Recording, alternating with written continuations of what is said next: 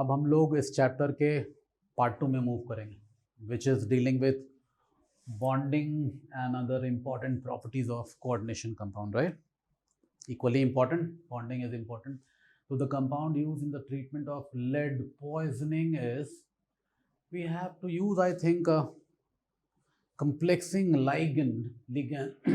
ligand to complex with lead here. So that complexing ligand is EDTA. I hope all of us agree. So what is the complex formed when EDTA complexes with lead 2 plus ion is probably this lead 2 plus ion, which is coming from body fluids and plasma and all.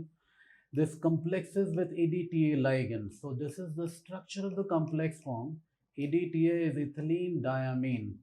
So let us form ethylene, right beta? उसके बाद diamine भी दिख रहा है आपको, फिर tetra acetate. So take CH2 and what else? C double bond O and what else? O negative. This is ligating site number 3. Then CH2 and what else? C double bond O and O negative, ligating site number 4. And then what else? CH2 and C double bond O and O negative, ligating site number 5. And CH2 tetraacetate, C double bond O and O negative. So such a complex is formed by what? It is formed by EDTA when it complexes with lead 2 positive ions. So lead poisoning is taken care of by EDTA because there is a complexing ligand. It removes lead 2 plus ion from body fluids and plasma and all. Right? Done. Question is okay. Hello my dear students, I am Neeraj Kumar Chaudhary और physics teacher. बच्चों, कुछ बातें मुझे बतानी है आपको. देखिए, यहाँ पे आप देख सकते हो कि प्राइस हाइक होने वाला है अनअकैडमी पे बहुत ही जल्दी. ठीक है ना. इनफैक्ट ये प्राइस हाइक हो चुका था, लेकिन पॉपुलर डिमांड पे, बहुत सारे बच्चों की डिमांड पे इसको थोड़ा सा और डिले कर दिया, यानी कि आप लोगों के लिए कुछ दिन और एक्सटेंड कर दिया है. ठीक है ना. तो आप अभी पुराने प्राइस में ही अपना सब्सक्रिप्शन परचेज कर सकते हो. ठीक है ना. तो do it as soon as possible. ठीक है बच्चों. एक ऑफर और है IIT JEE का प्लस सब्सक्रिप्शन ऑफर. इसमें क्या है, अगर आप 12 मंथ का सब्सक्रिप्शन खरीदते हो तो आपको 2 मंथ का फ्री मिलता है, और अगर आप 24 मंथ का खरीदते हो तब भी आपको 2 मंथ का सब्सक्रिप्शन फ्री मिलता है, एक्स्ट्रा एक्सटेंशन. ठीक है बच्चों. तो ये बहुत ही अच्छा ऑफर है. 2 मंथ का सीधे सीधे आपकी सेविंग है. ठीक है ना. एज सून एज पॉसिबल आप इसको जल्दी से जल्दी ग्रैब कर लीजिए. Okay. IIT JEE iconic subscription. ठीक है बच्चों. अगर आप बच्चों आइकॉनिक सब्सक्रिप्शन लेते तो आपको आपके घर पे, ठीक है ना, study material free of cost मिलेगा. आपके घर पहुंच जाएगा स्टडी मटेरियल अगर आप आइकॉनिक सब्सक्रिप्शन लेते हो. ठीक है ना. जो कि 12 मंथ का, 18 मंथ और 24 मंथ का अगर आप लेते हो तब ये ऑफर आपके लिए फ्री है. समझ लीजिए, आपको अनअकैडमी के branded notes free of cost आपके घर पे मिलेंगे. ठीक. नेक्स्ट देखिए. Okay. Crack Unacademy prodigy scholarship test. बच्चों 11 करोड़ तक के अवार्ड्स इसमें रखे गए हैं, जो कि 14 to 15 अगस्त को होना है. ठीक है ना. और डेली प्रैक्टिस टेस्ट भी है इसमें, जिनमें डेली एक विनर को आईपैड मिलेगा, जो कि 12 जुलाई से डेली हो रहा है. ठीक है बच्चों. इसी में आपको एक चीज और बता देता हूं मैं. अगर आप टॉप 2 में एग्जिस्ट करते हैं, ठीक है ना, टॉप 2 में एग्जिस्ट करते हैं, तो आपकी फर्स्ट ईयर की कॉलेज फी अनअकैडमी स्पॉन्सर करेगा. ठीक है बच्चों. जो कि बहुत ही बड़ी अमाउंट होगी. ठीक है. नेक्स्ट, अगर आप 1 to 10 रैंक में आते हो, ठीक है ना, तो आपको मैकबुक मिलेगा. और अगर आप 11 to 15 रैंक में आते हो तो आपको iPhone 12 मिलेगा. और 15 से लेके, यानी कि 16 से लेके आप 20 की रैंक तक आते हो तो आपको एप्पल का आईपैड मिलेगा. 21 से लेके 50 रैंक तक आपको इको, और 51 से लेके 100 रैंक तक को अमेज़न के वाउचर्स भी मिलेंगे. ठीक है बच्चों. तो ये बहुत ही बेहतरीन ऑफर है. एज सुन एज पॉसिबल अगर आपने रजिस्टर नहीं किया तो प्रोडिजी के टेस्ट के लिए आप रजिस्टर कर लीजिए और ये इनाम मिलने के बहुत चांसेस बनते हैं क्योंकि पूल अमाउंट बहुत ज्यादा है।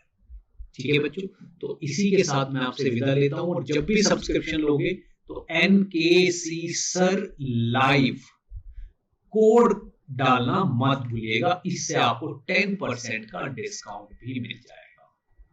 ठीक है बच्चों, thank you. So next question is complete removal of both the axial ligands. This is sounding to be a difficult question. Axial ligands along the Z or Z axis from an octahedral complex leads to which of the following splitting pattern? तो बेटा ये पूरा का पूरा crystal field theory के ऊपर based है, right?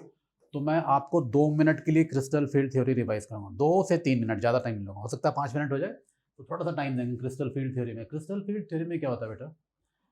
Crystal field theory in coordination number 6 we are talking. The shape of the complex is octahedral. इन बातों का आइडिया है आपको? करते क्या है आप कि कोऑर्डिनेशन नंबर 6 में 6 लाइगेंड्स अप्रोच करता है बेटा। 6 ligands are approaching towards what? Towards the CMI, central metal ion को अप्रोच कर रहा है जी यहाँ पे। अच्छा, कैसे अप्रोच कर रहा है जी? सो ये they are X, Y and Z axes, Z axes. So ये लाइगेंड जो है बच्चे, इस तरीके से आप स्ट्रक्चर ड्रॉ करेंगे X, Y and Z axes को। Is that okay? Right. So ligand 1 यहाँ से अप्रोच कर रहा है, लिगैंड 2 यहाँ से, लिगैंड नंबर 3 यहाँ, लिगैंड 4 यहाँ, लिगैंड 5 यहाँ, लिगैंड 6 यहाँ, such that the resultant shape or geometry of the complex is something like this. Is this an octahedral geometry? Yes, no. So एक octahedral manner में, जब coordination number 6 है, octahedral manner में 6 ligands approach कर रहे हैं। This is point number 1. Quickly note it down. Point number 2, आप देखेंगे ये जो ligands approach कर रहे हैं बच्चे, ये along the axis approach कर रहे हैं, ये भी दिख रहा है। तो along the axis कौन से d orbital लाई करते हैं? Along the axis d orbital का shape पता है आपको?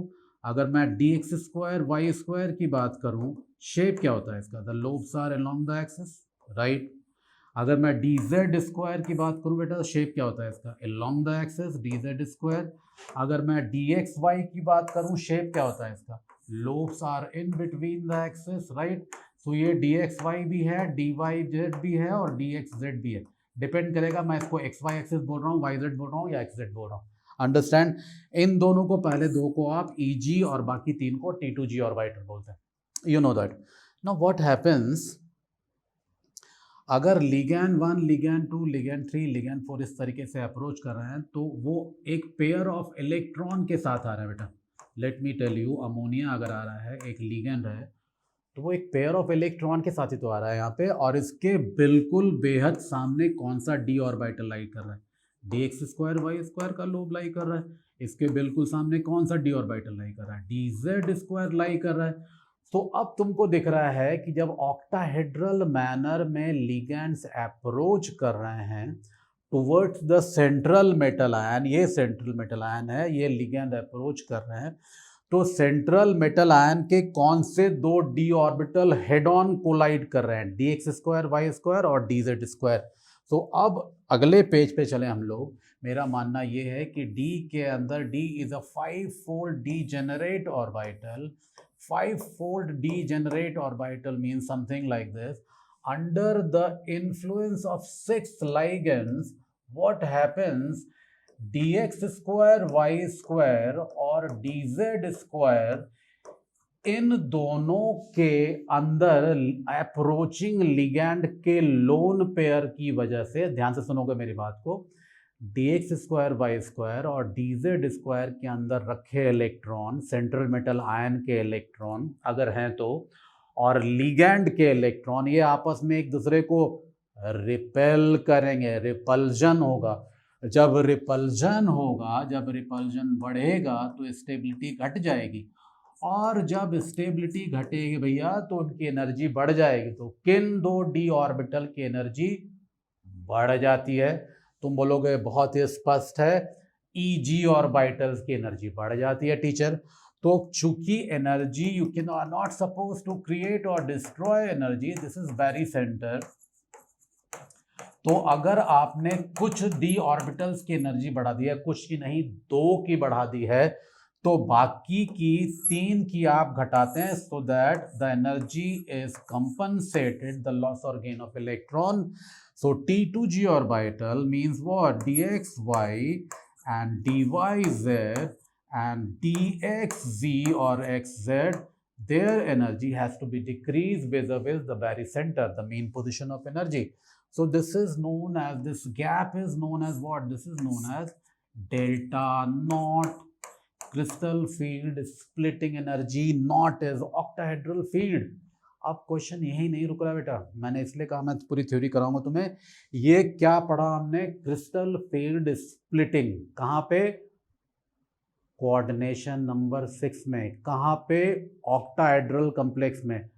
किस थ्योरी ने बताया? क्रिस्टल फील्ड थ्योरी ने बताया। अब बात यहीं नहीं रुक रही है। अब अगर आप क्वेश्चन में वापस चलेंगे, this is a damn serious good question, good looking question also.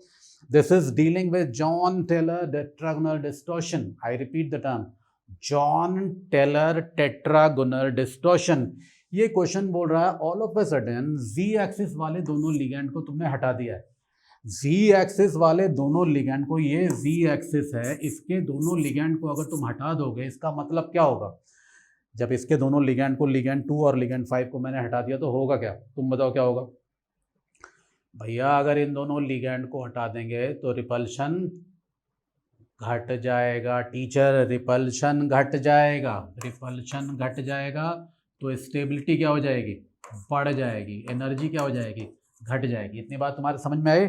मैं फिर से रिपीट करूंगा। मैंने कहा कि dz स्क्वायर में रिपल्शन क्या हो रहा है बेटा? रिपल्शन घट जा रहा है। क्यों घट जा रहा है जी? अरे भाई लिगेंड ही नहीं है तो रिपल्शन तो घट जाएगा। जब रिपल्शन घट जाएगा तो स्टेबिलिटी क्या होगी? बढ़ जाएगी। तो एनर्जी क्या हो जाएगी? एनर्जी घट जाएगी। तो इसका मतलब कि dz स्क्वायर जो है, इसका फर्दर स्प्लिटिंग होगा, dx स्क्वायर वाई स्क्वायर कहीं यहाँ चला आएगा और dz स्क्वायर की एनर्जी घट जाएगी। dz स्क्वायर को नीचे कर दिया आपने, dz स्क्वायर। अब यहाँ क्या होगा बेटा? इस वाले केस में अगर तुम ध्यान दोगे क्वेश्चन के रिस्पेक्ट में, यहाँ क्या हो जाएगा? dz स्क्वायर तो नीचे आ गया। अब किसकी एनर्जी बढ़ेगी और घटेगी with respect to dxy, dyz and dxz? ये देखेंगे ध्यान से। तो जिसमें z कंपोनेंट है, इन दोनों में z कंपोनेंट है, इन दोनों की एनर्जी फिर से घट जाएगी ना भाई। तो इन दोनों की एनर्जी को फिर से घटा दो। सो इस दोनों की एनर्जी घटा देंगे तो यहाँ पर नीचे कौन से 2 डी ऑर्बिटल आ जाएंगे? dxz and dyz। z component वाले डी ऑर्बिटल की एनर्जी घट रही है, logic is same as dz square. और किसकी एनर्जी बढ़ रही है कंपनसेट करने के लिए? dxy की एनर्जी बढ़ जा रही है। तो dxy की एनर्जी यहाँ आ गई। सो अब इस पूरे बिहेवियर को, फर्दर स्प्लिटिंग को हम क्या नाम देते हैं?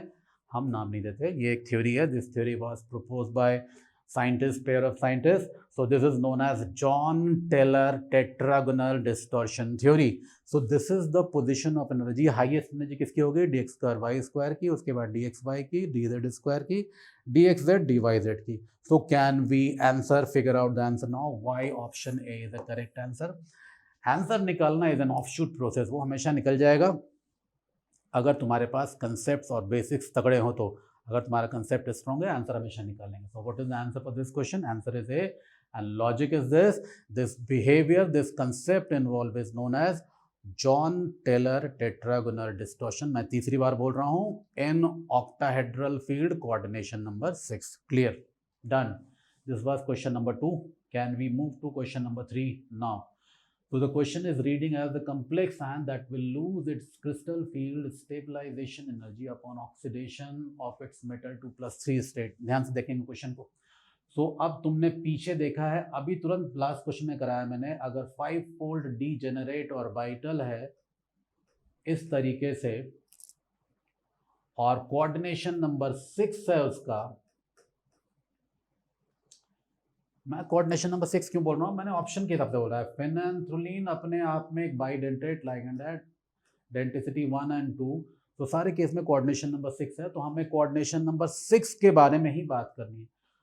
तो ये दो लेयर्स में स्प्लिट करता है. One layer is Eg and one layer is T2G, right? Quickly show it in your notebook.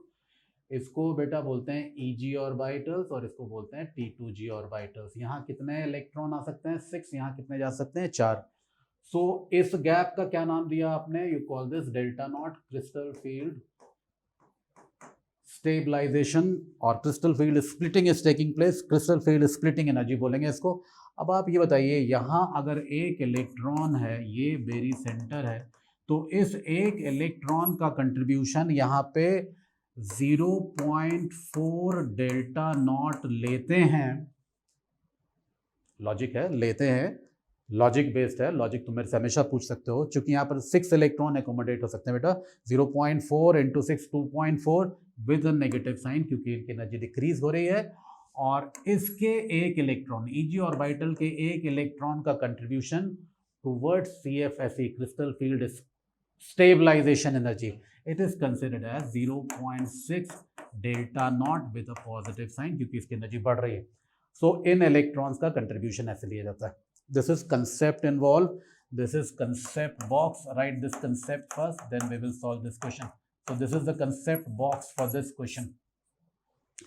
Coordination number 6 में 3 ऑर्बिटल T2G नीचे जा रहे हैं, 2 ऑर्बिटल Eg ऊपर जा रहा है. एक इलेक्ट्रॉन का contribution towards CFSE crystal field stabilisation energy is minus 0.4 delta not. 0.4 into 6 is 2.4, 0.6 into 4 is 2.4, minus plus net energy is 0. So logic based. Now why minus sign? Because energy is decreasing. Why positive sign? Because energy is increasing. Everything is justified. I have tried to explain you. Now what? We pick up one complex. I am deliberately picking option number D. Fe के साथ वाला complex है बेटा. Fe का oxidation number कितना है? +2 है. +2 का मतलब आप क्या बनाएंगे? Fe +2 is Fe is 3d6 4s2. 4s2 you have to remove 2 electrons. So this is 3d6 basically. So Fe 3d6 configuration is shown like this. This is without the approach of ligand. 1, 2, 3, 4, 5 and 6 is splitted in 2 halves, right? 2 halves like this, 1, 2, 3, and then this gap is huge. Delta naught is very high. Why delta naught is very high? If you look at electrochemical series, nitrogen ligands are on the stronger ligand side. Point number 1. Point number 2, this is the complexing ligand, reinforced strength of the ligand. So this is a very strong ligand. Strong ligand का मतलब यह है splitting को wide कर देता है. ये इसका मतलब T2G की एनर्जी Eg की तुलना में, ऐसे T2G एनर्जी लेवल्स की एनर्जी Eg की तुलना में बहुत ही कम है. T2G की एनर्जी Eg की तुलना में बहुत ही कम है. इसका मतलब ये गैप बहुत ही ज़्यादा है. एक ही बात, इसका मतलब delta not is much higher than the pairing energy. इसका मतलब अगर 1, 2, 3 इलेक्ट्रॉन तुमने यहाँ रखा है, तो चौथा इलेक्ट्रॉन ऊपर रखोगे या नीचे रखोगे बेटा? चौथा इलेक्ट्रॉन नीचे ही रखेंगे, because the gap is huge. So 4, 5 and 6. Do you get this? So what is the configuration of Fe2 plus in this complex is T2G6 and Eg0. Is that okay? Done. यहाँ तक बात समझ में आ रही है? लंबा हो गया, ध्यान से देखेंगे क्वेश्चन को. अब ये बोल रहा है the complex and that will lose its crystal field stabilization energy. What is crystal field stabilization energy right now? आगे बढ़ने से पहले इसके CFSE का वैल्यू कितना है? तुम बोलोगे टीचर बड़ा ही आसान है, 6 इलेक्ट्रॉन है यहाँ पे और एक का कंट्रीब्यूशन 0.4 डेल्टा नॉट होता है. So what is the net CFSE is -2.4 delta not. Is the board visible to all of you? 0.4 delta not. Is that okay? Is that fine? CFSE is -2.4 delta not. Now initially it is -2.4 delta naught. If we remove one electron, it is saying upon oxidation of its metal to +3 state, +2 से +3 जा रहा है, मतलब एक electron remove किया ना आपने. जब इससे आपने एक इलेक्ट्रॉन रिमूव किया बेटा, तो अब ये क्या बन जाएगा? इसमें तो अभी आप इंटर किए ही नहीं. Eg में आपके इलेक्ट्रॉन कहाँ थे? T2G के अंदर थे. T2G में कितने इलेक्ट्रॉन थे? 6 इलेक्ट्रॉन थे टीचर. अब 1 2 3 4 5 इलेक्ट्रॉन हो गए, एक इलेक्ट्रॉन घट गया। अब इसका CFSE कितना हो गया? अब इसका CFSE हो गया 5 into 0.4 with a negative sign, is it -2 delta naught? सो इसकी क्रिस्टल फील्ड स्टेबलाइजेशन एनर्जी पहले 2.4 थी, अब घट के 2 हो गई। घट रहा है ना ये, तो तुमको ये तो निकालना था, that will lose its crystal field stabilisation energy. So why answer D is the correct answer. I have sorted out the question, but मैंने बेटा सिर्फ एक काम किया, मैंने सिर्फ इस क्वेश्चन को सॉल्व किया है। तुम बाकी ऑप्शंस को भी पिक करके चेक करोगे, उनमें crystal field stabilisation energy CFSE का लॉस हो रहा है या नहीं हो रहा है। If it is losing 1 electron, if the metal is oxidise to +3 state, इसने एक इलेक्ट्रॉन लूज करना है, तो क्या एक इलेक्ट्रॉन लूज करने के बाद इसका CFSE का वैल्यू घट रहा है या नहीं घट रहा है? You have to look at the magnitude value, not the sign inclusive. Understood? So क्योंकि यहाँ पर 2.4 से घट के 2.4 डेल्टा नॉट या 2.4 से घट के 2 डेल्टा नॉट या 2 DQ हो गया है ये. That is why there is a loss of CFSE. So this is the correct answer for this question. This was a lengthy question. Quickly revise, re-revise and re-revise. So move to the next question now. Question number 3 का answer निकाला आपने, D Delhi, और मैंने कहा बाकियों को आपको निकाल के चेक करना है। मैंने सिर्फ आंसर के बारे में बातचीत की है यहाँ पे, एक्चुअली मुझे कंसेप्ट कन्वे करना था। आंसर मैंने एक निकालना सिखा दिया, बाकी आप एक बार खुद से अटेम्प्ट करेंगे और बना के इसको चेक करेंगे बाकी केसेस में क्या हो रहा है। Move to question number 4, the crystal field stabilisation energy CFSE of FeH2O whole 6 and K2NiCl4। तो ये कुछ बातें आप यही पहले प्री फिक्स कर लीजिए, फटाफट फास्ट प्री फिक्स कर लीजिए। तो ये एक वीक लाइगेंड है, पहली बात वीक लाइगेंड है, so splitting is less, splitting is less. Moreover, this is a coordination number 6 octahedral splitting, right? So अब इसको देन एंड देयर यहीं निपटा लेते हैं बेटा फटाफट फास्ट। सो ये 5-fold डीजेनरेट ऑर्बिटल्स हैं Fe सेंट्रल मेटल के, right? Central metal ion has 2 positive charge. This is 3d6 4s2 -2, 4s0 configuration, right? 3d6 4s0 configuration. 3d6 is 1 2 3 4 5 and 6. This is undergoing splitting. इसका split हो रहा है, दो हिस्से में divide हो रहा है। क्रिस्टल फील्ड में दो एनर्जी लेवल्स ऊपर जाते हैं, कौन कौन से जाते हैं बेटा? दे आर Eg ऑर्बिटल्स, और सब्सिक्वेंटली बाकी बचे हुए 3 नीचे आ जाते हैं, जिनको आप T2G एनर्जी लेवल्स बोलते हैं। So what? Now this gap is less, this delta naught is less. ये हमने पहले प्री स्टेबलाइज कर लिया था। डेल्टा नॉट क्यों लेस है?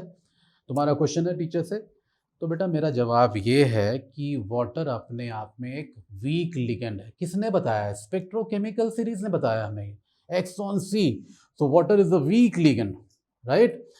गैप जो है कम है, इसका मतलब डेल्टा नॉट का वैल्यू पेयरिंग एनर्जी से कम है, ये ले सकते हैं आप यहाँ पे ऐसा।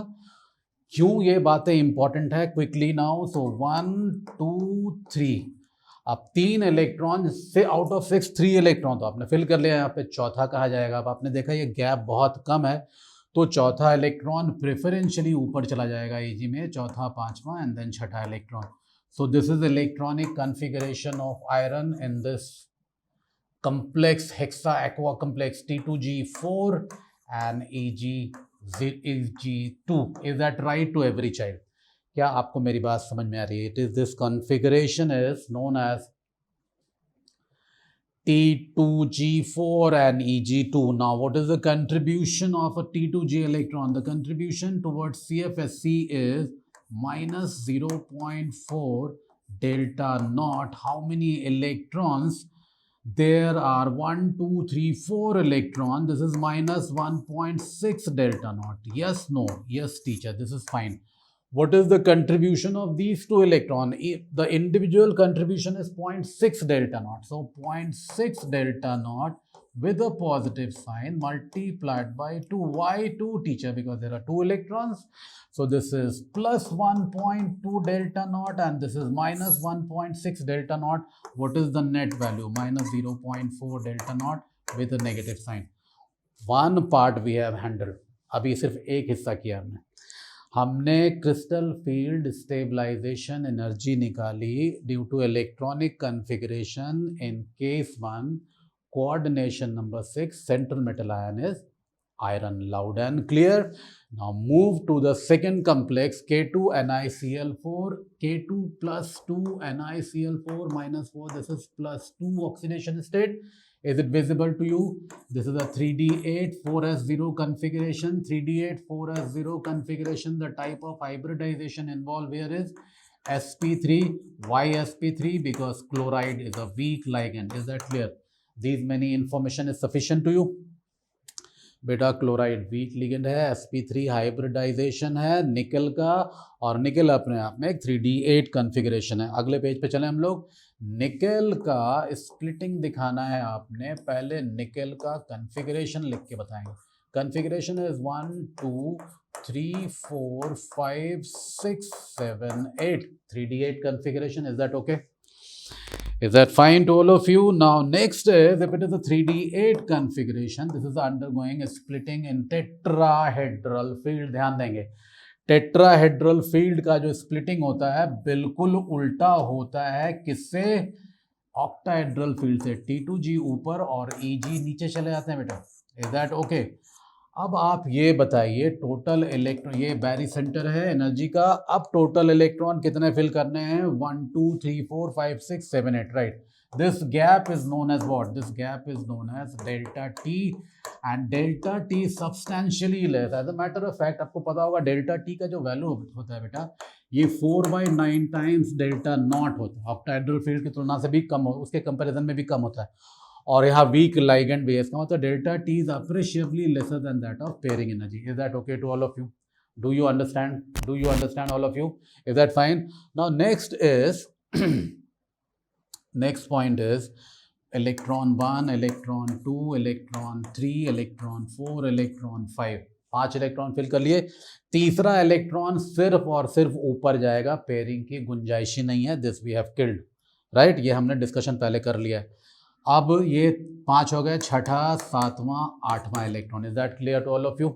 नाउ टेल मी, अगर नीचे वाले इलेक्ट्रॉन की बात करें तो एक इलेक्ट्रॉन का इंडिविजुअल कंट्रीब्यूशन कितना बेटा? 0.6 delta T with negative sign. कितने इलेक्ट्रॉन? 4 इलेक्ट्रॉन. टीचर कितना हो गया? -2.4 delta T. Is that okay all of you? ऊपर वाले इलेक्ट्रॉन की बात करें, ऊपर वाले इलेक्ट्रॉन, एक इलेक्ट्रॉन का कंट्रीब्यूशन कितना है? +0.4 इंटू डेल्टा टी. और ऐसे ऐसे कितना इलेक्ट्रॉन आपके पास? 4. सो कितना हो गया ये हो गया बेटा +1.6 delta T. Is that clearly visible to all of us? So इन दोनों का सम कितना हो जाएगा? Will that be equal to -0.8 delta T? Is that okay? Crystal field stabilization energy for this configuration. So this is -0.8 delta T and this one is -0.4 delta naught. So what is the correct answer for this question? Is answer again is an offshoot, is a byproduct. Main is the concept part, crystal field stabilization energy, crystal field theory, crystal field splitting in octahedral and tetrahedral field, blah blah and blah. ये बातें आपको तैयार रखनी है. इस किस्म के question continuously आते हैं, फ्रीक्वेंटली आस्क्ड क्वेश्चन. आपको अच्छे तरीके से इस कंसेप्ट को तैयार करना है. मैंने क्वेश्चन बताया है वो एक ऑफशूट है. Main thing I discuss with you the concept involve splitting in octahedral and tetrahedral field. I hope that makes sense, that makes clear to you. Quickly move to the next question which is the question number 5. Is the incorrect statement is the gemstone ruby has chromium 3+ ion occupying the octahedral site of, it is present in I think corundum structure, the gemstone ruby Al2O3. तो यही अपने आप में एक incorrect false statement है. एक को यही टिक कर लेंगे, बाकियों को आपने एनालाइज करना है और you have to get back to me if you want to. This is a factual question. चूंकि पहला ऑप्शन ही गलत निकल गया, हम नीचे उतर के नहीं देख रहे, हमें ज़रूरत नहीं है नीचे उतर के देखने की, because this was a single choice question. You have to see all the option, analyse all the option and always get back to me if you want to. Right. This was question number 5. Question number next is these complex, there are three complexes given. One is COCl NH3 whole 5, another is CONH3 whole 5 H2O, right? So Cl is replaced by water here, and then Cl is replaced by ammonia, all 6 ammonia. Absorb light in the visible region, the correct order of the wavelength of light absorbed. So this is again crystal field theory. You have to tell me which is the strongest ligand. So I think ammonia is the strongest ligand, and after post that water is the stronger ligand, which is in turn is stronger than chloride ion. That is okay. ये बात आप सब लोगों के crystal clear समझ में आ रही है, क्लैरिटी के साथ समझ में आ रही है. Ammonia is the strongest ligand as suggested by spectrochemical series, right, loud and clear. Next point, ये सारे कोऑर्डिनेशन नंबर 6 है बेटा यहाँ पे. सो अमोनिया के केस में जो स्प्लिटिंग होगी, चूंकि ये स्ट्रॉन्गर लिगेंड है, so splitting is the maximum. We all understand, all of us understand. So ammonia के केस में स्प्लिटिंग मैक्सिमम है. This is ammonia. Splitting is caused by ammonia. Then the splitting in case of water, it is kind of slightly lesser than that of ammonia, teacher. T2G NAG, the gap in case of water is this. And what about chloride ion? Still lesser. I hope the diagram makes sense to you. So it is still lesser than this. So this gap is still lesser, the chloride ion. Is that right? So which gap is the largest? Ammonia gap is the largest. And why? Because ammonia is the stronger ligand as suggested by spectrochemical series. Teacher, what is spectrochemical series? It is an arrangement of ligands in the order of their increasing or decreasing strength towards causing the splitting in a given coordination field, maybe octahedral or tetrahedral or whatsoever, in a square planar complexes as well. So next point is ammonia ligands are stronger. Back to the original talk. Ammonia ligand are strongest. Gap is maximum. When the gap is maximum, we know E is equal to what? Hc by lambda. So if E increases, lambda decreases better. So lambda ammonia, I think, is the smallest, then that of lambda water, and then that of lambda chloride. And do we agree all? So what is the correct answer for this question is why option B, Bombay, is the correct option is we get the answer now. So जितना ज़्यादा strong ligand होगा वो उतना ही ज़्यादा splitting cause करेगा. जितना ज़्यादा splitting होगा उतना ही ज़्यादा energy gap होगा. जितना ज़्यादा energy gap होगा lambda का value उतना ही कम हो जाएगा जी. Lesser. So larger energy gap, lesser lambda. So strong as ligand strength increases, the Emax value increases, and lambda max value decreases. So ligand strength is inversely proportional to lambda of the spectral line. Is that okay? Done. आपने question number 6 कर लिया यहाँ पे. Question number 6 is done. We have calculated option B for this. Ligand strength is inversely proportional to lambda of absorbed light, right? Question number 7, the degenerate orbitals of CrH2O whole 6. This I think is coordination number 6 complex. This is an octahedral field complex, right? So can we quickly show the splitting as suggested by crystal field theory here, right? So splitting pattern is Eg orbitals are moving up and T2G orbitals are moving down. Is that okay? These are Eg orbitals and these are T2G. This is a fixed pattern of splitting in coordination number 6. Irrespective of the nature of CMI, central metal ion, or the nature of ligand, this pattern of splitting is uniform, right? Eg ऊपर जा रहा है, T2G नीचे आ रहा है बेटा. This we have discussed. Why Eg ऊपर क्यों जाता है? Because Eg में जो ऑर्बिटल है वो कौन से ऑर्बिटल हैं? They are dx square y square and what else? dz square. They are dxy, dyz and dxz. These are threefold degenerate. These are twofold degenerate orbitals, right? Why dx square y square and dz square are moving up? Because they are facing more repulsion because of the incoming ligand, the ligand electron and the d orbital ligand, d orbital electron. are repelled by the ligand electron. More is the repulsion increases, stability goes down, stability नीचे आएगी, energy बढ़ जाएगी, energy बढ़ गई. Done. Revised. Now you tell me, तुमसे question पूछा the degenerate orbital, set of degenerate orbitals. So dx square y square is degenerate to dz square, and these three are degenerate to each other, right? So these two cannot be degenerate, these two cannot be degenerate, these two cannot be degenerate. So what is degenerate orbital? Why? Option B, Bombay. We understand. Ordinary question, ज़्यादा ध्यान देने की जरूरत नहीं है. Splitting को एक बार मैंने फिर से रिवाइज किया है. Crystal field theory is basic theory, और इसके ऊपर बहुत सारे क्वेश्चन मैंने करके दिखाए हैं आपको. पर्पस इज कि आप क्रिस्टल फील्ड थ्योरी को ढंग से रिवाइज करेंगे. इतना पढ़ने जानने के बाद एक बार फिर से टेक्स्ट बुक निकाल के पढ़ लेंगे इसको. You can always refer to good quality text book like J D Lee and all. They are very useful for IIT JEE Mains preparation, even advance level. Good quality textbook. The calculated spin only magnetic moment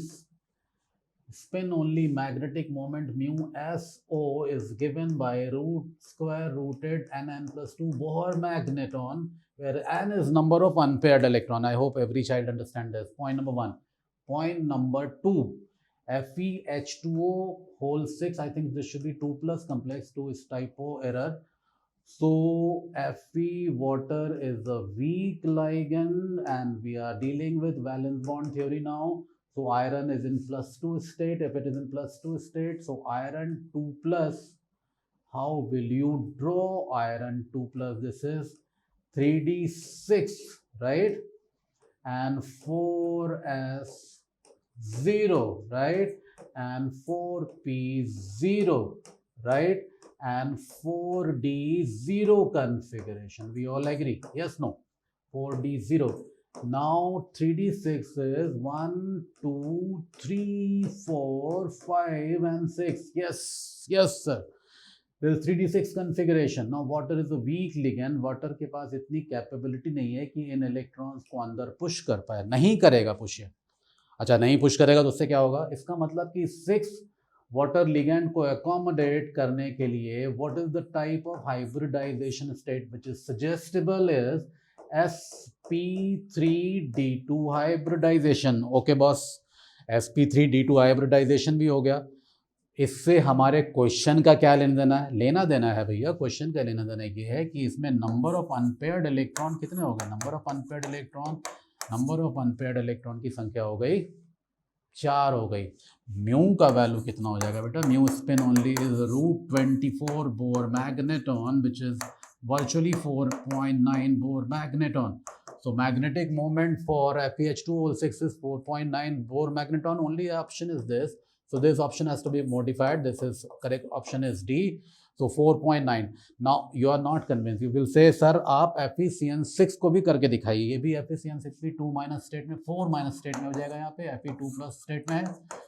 So as we know, cyanide is on the stronger side of ligand. Cyanide and carbonyl ligands are very strong in the spectrochemical series.